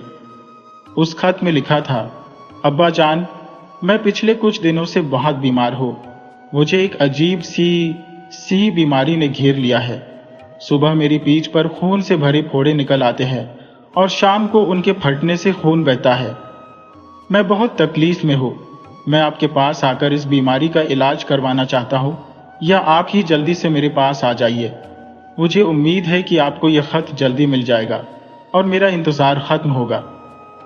जाबिर ने एक ठंडी आह भरी और बोला, हुजूर, अब आपको पता चल गया होगा कि वह खत मेरे अपने बेटे ने भेजा था। वह संदेशवाहक मेरे बेटे का संदेश लेकर 10 दिनों तक मेरे दरवाजे पर आता रहा और मैं बस यही सोचता रहा कि उस औरत ने काजी से मेरी शिकायत की है। मगर अब मुझे यकीन हो गया है कि उस विधवा औरत ने काजी से नहीं बल्कि खुदा से मेरी शिकायत की थी, जो सबसे बड़ा इंसाफ करने वाला है। मैं शहर के काजी से तो भाग सकता हूं, पर उस ऊपर वाले की पकड़ से मैं कैसे भागता। अब मुझे अपने गुनाह एक एक करके याद आने लगे कि कैसे मैं एक एक मजदूर की जख्मी पीठ देखकर उन्हें मजदूरी देता था और उस गरीब परिवार की बद्दुआओं की वजह से मैं अपने बेटे का भेजा हुआ खत समय पर नहीं पढ़ सका। हुजूर, मेरे किए हुए बुरे कामों की सजा मेरे बेटे को मिली। जिस तरह मैं अपने गरीब मजदूरों की जख्मी पीठ देखकर खुश होता था, उसी की सजा मेरे बेटे को मिली और उसे यह अजीब बीमारी लग गई जिसकी वजह से उसकी जान चली गई। हुजूर, वह दिन था और आज का दिन है। मैं बगदाद की गलियों में इसी तरह से घूमता हूं। मैं लालच के गड्ढे में गिरा हुआ एक ऐसा हैवान बन चुका था जिसे दूसरों की झकमी पीठ देखकर सुकून मिलता था। गरीबों और मजदूरों की पीठ से निकलते खून को देखकर खुश होने वाले मेरे जैसे आदमी की आज यह हालत है कि जब तक मैं अपनी कमर से खून निकलता हुआ ना देख लूं, मुझे चैन नहीं मिलता। हुजूर, अब मेरी कहानी यही खत्म होती है। आप ही बताइए, क्या मैं इस बात का हकदार नहीं हूं कि सबके सामने बीच चौराहे पर मुझे कोड़े मार कर रोजाना जख्मी किया जाए। जाबिर की बात पूरी होने पर दरबार में सन्नाटा छा गया। किसी की आंखें आंसुओं से भरी थी तो किसी का चेहरा गुस्से से लाल था। फिर सुल्तान ने जाबिर की तरफ देखकर कहा, जाबिर, तुम्हारी यह कहानी हैरान कर देने वाली है। तुमने आज तक जो भी जुल्म किए उसकी सजा तो तुम्हें मिल चुकी है। अब यह मामला खुदा और तुम्हारे बीच का है। तुम अपने ऊपर अत्याचार करके एक और गुनाह कर रहे हो, क्योंकि ऊपर वाला ये कभी नहीं चाहता कि इंसान अपने आप पर कोई जुल्म करे। मेरी राय में तुम्हें एक काम करना चाहिए। वह दौलत जिसकी लालच में तुमने यह सब जुल्म किए, उसी दौलत को तुम गरीबों की भलाई पर खर्च करो। ऐसा करने से तुम्हारे मन को सुकून और शांति मिलेगी और मेरा मानना है कि ऊपर वाला बहुत ही दयालु है और पश्चाताप करने वालों को वह माफ कर देता है। ये कहानी हमें सिखाती है कि हमारे कर्मों का फल हमें जरूर मिलता है और लालच इंसान को कितना नीचे गिरा सकता है। किसी और को दुख देकर हम कभी खुश नहीं रह सकते। अगर हम सच्चे दिल से अपने गुनाहों का पछतावा करें और दूसरों की मदद करें तो ऊपर वाला हमें माफ कर देता है।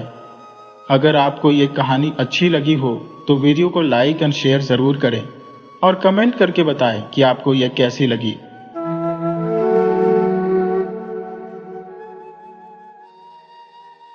इस कहानी में आपको दिखेगा कि कैसे एक सीधा साधा इंसान अपनी मुसीबत से नहीं घबराता, बल्कि सब्र से काम लेता है और उसकी इसी नेक आदत से उसकी जिंदगी पूरी तरह बदल जाती है। अगर आप इस चैनल पर नए हैं तो इसे सब्सक्राइब करना ना भूलें, और अगर यह कहानी आपके दिल को छू जाए तो लाइक और शेयर जरूर करें। आपके कमेंट हमें बहुत हिम्मत देते हैं। एक जमाने की बात है, एक गांव में एक लोहार रहता था। उसका नाम हरिया था। वह बड़ा मेहनती था। सुबह होते ही वह अपनी दुकान पर पहुंच जाता। कभी कोई घोड़े की नाल ठीक करवाने आता तो कभी कोई रकाब। दिन भर हथौड़ी चलाकर जो थोड़े बहुत पैसे मिलते उसी से वह अपने भगवान का शुक्र करता और परिवार का पेट भरता। हरिया लोहार का दिल बहुत साफ था और वह हमेशा सच बोलता था। उसकी सबसे बड़ी खासियत यह थी कि वह बहुत ही धीरज वाला इंसान था। वह हर किसी को यही कहता था कि सब्र करो और ईश्वर का शुक्र मनाओ। उसकी जिंदगी में चाहे कितनी भी मुश्किलें आईं, उसने कभी भी शिकायत नहीं की। हर मुसीबत का सामना उसने धीरज से किया। इसीलिए गांव में भी उसकी बहुत इज्जत थी। लोग उसका बड़ा आदर करते थे। जब भी कोई परेशानी आती तो लोग हरिया से ही सलाह लेने आते। उसी गांव के पास एक घना जंगल था। उसमें एक बहुत ही खतरनाक शेर रहता था। वह शेर कभी भी अचानक गांव में आ जाता और लोगों को अपना शिकार बना लेता था। गांव के लोग उस शेर से बहुत परेशान थे। सब मिलकर हरिया के पास आए। वे चाहते थे कि हरिया उन्हें कोई ऐसा तरीका बताए जिससे इस खूंखार जानवर से उनका पीछा छूट जाए। गांव वालों ने कहा, हमें जंगल जाकर इस शेर को मार देना चाहिए। मगर हरिया कहने लगा, भाइयों, अगर मेरी मानो तो थोड़ा धीरज रखो। इसी में सबकी भलाई है। ये शेर है, कोई बकरी नहीं जिसे आसानी से मार दिया जाए। अगर जरा सी भी चूक हुई तो किसी की जान जा सकती है। हरिया की बात सुनकर गांव वालों ने उसकी सलाह मान ली और सब्र करने में ही अपनी भलाई समझी। अभी बस एक ही दिन गुजरा था कि भगवान का करना ऐसा हुआ, दो शिकारी उस गांव में आ पहुंचे। ये दोनों शेर को मारने के बड़े ही माहिर थे। गांव वालों ने उन शिकारियों को बताया कि वह शेर इसी जंगल में रहता है।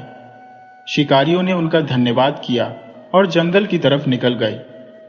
अगली सुबह जब शिकारी गांव में वापस लौटे तो अपने साथ वह शेर की लाश भी लेकर आए थे। उन शिकारियों ने बड़ी बहादुरी से उस शेर को मार डाला था। अब गांव वालों की जान इस खतरनाक शेर से छूट चुकी थी। हरिया ने गांव वालों से कहा, देखा गांव वालों, आज धीरज रखने की वजह से हमें इस खूंखार शेर से छुटकारा मिल गया। अगर इन शिकारियों की जगह हम खुद जाते तो इस खतरनाक जानवर को कभी काबू में नहीं कर पाते और हो सकता था कि किसी न किसी की जान भी चली जाती। कुछ दिनों के बाद गांव में राजमहल के कुछ कर्मचारी आए, जो राजा के कहने पर गांव वालों से लगान वसूल करते थे। उन्होंने गांव वालों के साथ बहुत बुरा बर्ताव किया। उनकी वजह से गांव की शांति भंग हो गई। वे गांव के किसानों के साथ मारपीट करते और उनकी बहू बेटियों को छेड़ते। आखिरकार तंग आकर गांव के कुछ नौजवान लड़कों ने उन कर्मचारियों को घेरकर मौत के घाट उतार दिया। उनकी लाशें नदी में फेंक दी और फिर वहां से भाग गए। अब तो गांव वालों की रातों की नींद उड़ चुकी थी, क्योंकि उन्हें मालूम था कि जब भी राजा को यह खबर मिलेगी तो वह पूरे गांव को तहस नहस कर देगा। सारे गांव वाले मिलकर एक बार फिर से लोहार हरिया के पास आए ताकि उससे कोई सलाह ले सके। हरिया ने पूछा, तुम सब लोगों का क्या ख्याल है कि हमें क्या करना चाहिए? गांव वाले कहने लगे, हमें जल्दी से जल्दी राजा के सामने हाजिर हो जाना चाहिए और उससे माफी मांगकर दया की भीख मांगनी चाहिए। हरिया कहने लगा, मेरी सलाह मानो तो तुम लोगों को इस समय धीरज रखना चाहिए और सब्र से काम लेना चाहिए। अगर तुम लोग जाना चाहते हो तो खुशी से जाओ, लेकिन मैं तो अभी सब्र से काम लूंगा। मैं तो यह देखूंगा कि समय क्या कमाल दिखाता है। हरिया की बात सुनकर सारे गांव वालों ने भी सब्र से काम लेने का फैसला किया और राजा के पास जाने का इरादा टाल दिया। कुछ दिनों के बाद राजा को अपने कर्मचारियों के मारे जाने की खबर मिल चुकी थी। वह गुस्से में लाल हो गया। उसने सिपाहियों का एक दस्ता भेजकर गांव वालों पर हमला करवा दिया। सिपाहियों के इस दस्ते ने पूरे गांव को बर्बाद कर दिया। खेत, खलिहान, झोपड़ियां सब तबाह कर दिए। डरे सहमे गांव वाले हरिया के पास आए और कहने लगे, देखो, पूरा गांव तबाह हो चुका है। चलो अब राजा के पास जाकर माफी मांगते हैं। हरिया ने एक बार फिर वही जवाब दिया, भाइयों, मैं तो कहता हूं कि तुम जरा धीरज से काम लो। ऐसे जालिम राजा से माफी मांगने का कोई फायदा नहीं है। उस जालिम राजा की जगह हमें भगवान से प्रार्थना करनी चाहिए। गांव वाले कहने लगे, तुम्हारी इन्हीं सब बातों के कारण हम सबका ये हाल हुआ है। इससे ज्यादा तुम और क्या चाहते हो। आखिरकार गांव वाले इकट्ठे होकर खुद ही राजा के दरबार में हाजिर हो गए और उससे माफी की प्रार्थना करने लगे। कहने लगे, महाराज, हम लोगों को माफ कीजिए और हमारे गांव को एक बार फिर से खुशहाल बना दीजिए। राजा ने कहा, अगर तुम लोग पहले ही मेरे पास आ जाते तो आज तुम्हारा गांव सही सलामत होता। गांव वालों ने कहा, हुजूर, हम तो पहले ही आपके पास आने का फैसला कर चुके थे, मगर हमारे गांव में एक बहुत ही नेक दिल लोहार है। हम सब गांव वाले उसकी सलाह लिए बिना कुछ भी नहीं करते। हम पर कोई मुसीबत आ जाती है तो हम उसी से सलाह लेते हैं। उसकी सलाह से हमें कई मुसीबतों से छुटकारा भी मिला है। उस लोहार ने तो हमें आज भी यहाँ पर नहीं आने की सलाह दी थी, लेकिन हम लोग अपनी मर्जी से आपके दरबार में आए हैं। राजा ने यह सब कुछ सुनने के बाद एक हुक्म जारी किया कि जो लोग इस हमले में बर्बाद हुए हैं उन्हें राजा के खजाने से पैसे देकर उनकी मदद की जाए। गांव के जो घर तबाह हो चुके हैं उनकी मरम्मत भी राजा के खजाने से ही की जाएगी, और वह लोहार जो लोगों को धीरज रखने और सब्र से काम लेने की सलाह देता है उसे गांव से निकाल दिया जाए और उससे कहा जाए कि अब तुम तब तक सब्र करो जब तक तुम्हारी अक्ल ठिकाने नहीं आ जाती। राजा के हुक्म पर कोतवाल ने हरिया को गांव से बाहर निकाल दिया। बेचारा हरिया अपनी पत्नी और 2 बेटों के साथ गांव से बाहर निकलकर एक अनजान सफर पर चल पड़ा। उसकी जेब में फूटी कौड़ी भी नहीं थी कि कहीं से कुछ खरीद सके। चलते चलते वे लोग एक जंगल से गुजरे जहां पर कुछ लुटेरों ने उन्हें घेर लिया। उनकी अच्छी तरह से तलाशी लेने के बावजूद भी जब उन लुटेरों को उनसे कुछ न मिला तो उन्होंने हरिया के दोनों बेटों को रस्सियों से बांध लिया और अपने साथ ले गए। उनका इरादा यह था कि दोनों लड़कों को किसी जमींदार के यहाँ पर गुलाम बनाकर बेच दिया जाए। जब वे लुटेरे चले गए तो हरिया ने तो सब्र से काम लिया, लेकिन उसकी पत्नी रोने और चिल्लाने लगी। हरिया ने कहा, भाग्यवान, धीरज रखो, भगवान हमें जरूर इस मुसीबत से बाहर निकालेगा। हमें उसी से प्रार्थना करनी चाहिए। वे लोग अपने आगे के सफर पर बढ़ने लगे। चलते चलते वे दोनों एक गांव के पास पहुंचे। हरिया ने अपनी पत्नी से कहा कि तुम जरा यहां पर रुको, मैं इस गांव में जाकर कुछ खाने के लिए लेकर आता हूं। ये कहकर हरिया उस गांव की तरफ चल दिया और उसकी दुखी पत्नी आंसू बहाते हुए उसे देखती रही। अभी थोड़ी ही देर हुई थी कि एक सिपाही वहां से गुजरा और जबरदस्ती हरिया की पत्नी को अगवा करके अपने साथ ले गया। जब हरिया खाना लेकर वापस आया तो अपनी पत्नी को वहां ना पाकर वह बहुत दुखी हुआ और खून के आंसू पीकर रह गया। मगर इस बार भी उसने सब्र से काम लेने का फैसला किया और भगवान से प्रार्थना करते हुए अपना आगे का सफर जारी रखा। जंगलों और पहाड़ों को पार करके वह एक दूसरे राज्य के एक बड़े से नगर में जा पहुंचा। नगर में दाखिल होते ही उसे एक सराय नजर आई। वह सराय में चला गया। किस्मत की बात थी कि उस दिन सराय के मालिक के पोते का जन्मदिन था और इसी खुशी में सभी लोगों को मुफ्त में खाना परोसा जा रहा था। हरिया ने भी पेट भर खाना खाया और भगवान का धन्यवाद करने लगा। इसके बाद उसने सराय के मालिक से कहा, भाई, मैं एक मुसाफिर हूं, पेशे से मैं एक लोहार हूं, क्या मुझे यहां पर कोई काम मिल सकता है? जिससे मैं मेहनत करके अपनी रोजी रोटी कमा सकूं? सराय के मालिक ने जवाब दिया कि मेरे पास अभी तो कोई काम नहीं है और इस नगर में लोहारों की वैसे भी भरमार है, इसीलिए मुझे नहीं लगता कि तुम्हारे पेशे के हिसाब से यहां तुम्हें कोई काम मिल पाएगा। हाँ, अगर तुम इस नगर के सेठ के पास जाओ तो वह शायद तुम्हें कोई दूसरा काम दिलवा दे। वह तुम्हें जो भी काम देगा तुम उससे मना मत करना। हरिया ने सराय के मालिक का धन्यवाद किया और सीधा नगर के सेठ के पास जा पहुंचा। जब हरिया उसके पास पहुंचा तो वह उस राज्य के राजा का किला बनवा रहा था। सेठ ने हरिया को बड़े बड़े पत्थर उठाने के काम में लगा दिया। हरिया बेचारा पूरा दिन कमर झुकाकर पत्थर उठाता और शाम को खाने के लिए उसे सिर्फ 2 सूखी रोटी मिलती। फिर भी हरिया सब्र से काम लेता, उन 2 रोटियों से अपना गुजारा करता और भगवान का धन्यवाद करता। राजा भी कभी कभी अपने कबीले के काम की देखभाल करने के लिए वहां चक्कर लगाया करता था। एक दिन एक मजदूर वहां पर काम करते करते नीचे गिर गया। उसकी टांग टूट गई। दर्द के कारण वह जोर जोर से चिल्लाने लगा। हरिया उसके पास गया और कहने लगा, भाई, सब्र से काम लो और भगवान पर भरोसा रखो। धीरज रखने वाले इंसान को उसका अच्छा फल जरूर मिलता है। भगवान ने चाहा तो तुम जल्दी ही ठीक हो जाओगे। किस्मत की बात है कि उस दिन राजा भी वहां पर मौजूद था। राजा ने हुक्म दिया कि इस घायल मजदूर का इलाज करवाया जाए और यह आदमी जो सबको धीरज रखने का पाठ पढ़ा रहा है, इसे उठाकर काल कोठरी में डाल दो ताकि इसकी सब्र करने की इच्छा पूरी हो सके। अगर यह इसी तरह से बाकी मजदूरों को भी सब्र का पाठ पढ़ाता रहा तो मेरा ककिला कभी भी पूरा नहीं हो पाएगा। क्या इसको मालूम नहीं कि यहाँ का भगवान मैं ही हूं? इस जैसे आदमी की यहाँ पर कोई जरूरत नहीं है। इसे तुरंत काल कोठरी में फेंक दिया जाए। राजा के हुक्म पर सिपाहियों ने हरिया को काल कोठरी में बंद कर दिया, मगर नेक दिल हरिया काल कोठरी में भी सब्र से काम लेता रहा। उसने भगवान पर भरोसा रखा और हर दिन भगवान से प्रार्थना करता। कुछ ही दिन बीते कि उस राजा को एक ऐसी बीमारी लग गई कि वह हड्डियों का ढांचा भर रह गया। कुछ ही दिनों में वह मौत के मुंह में समा गया। राजा की मौत के साथ ही अब राजा गद्दी भी खाली हो चुकी थी।